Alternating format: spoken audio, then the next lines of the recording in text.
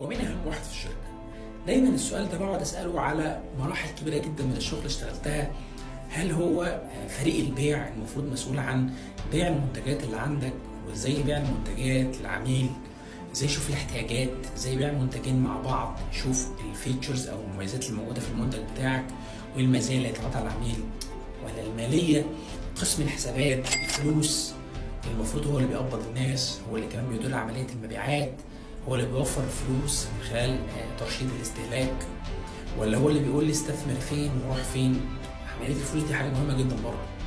ولا قسم التسويق المفروض مسؤول عن المنافسه بتاعتي مع المنافسين او استقطاب العملاء من المنافسين، دراسه السوق، الميزه التنافسيه بتاعتي.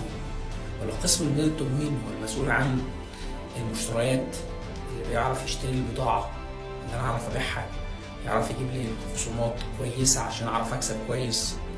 ولا اللي هو تحته المخازن بيعرف يحفظ البضاعه طبعا بصوره مناسبه عشان اعرف ابيعها.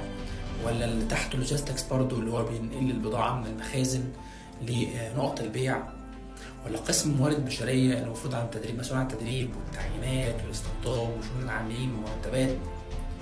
كل ده بقعد افكر فيه بتفاصيل كده، ولكن في الاخير وجهه نظري الشخصيه اللي قلت ان اهم واحد او اهم الناس دي كلها من وجهه نظري هو قسم التعيينات.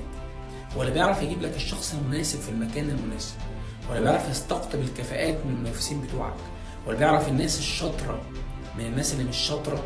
الناس اللي هتفرق معاك في كل الاقسام دي هي الناس اللي هتفرق معاك في ان المركب تمشي لقدام. هو اللي يعرف يجيب ناس محاسبين كويسين في الاداره الماليه، رجال مبيعات كويسين، قسم مبيعات يعرف يجيب لك ناس مسوقين. كل ده هيبقى مسؤول عن قسم التعيينات. لو قسم التعيينات قسم قوي هيودي المركب بتاعتك في ناحيه كويسه، ولو قسم التعيينات بتاعتك مش كويس هو اللي هيبقى يجيب لك ناس مش ذوي كفاءه، وفي نفس الوقت مش هيعرف يحافظ لك على الناس الكويسين اللي عندك، وهيروحوا للمنافسين بتوعك، فتبقى خسرت كتير جدا.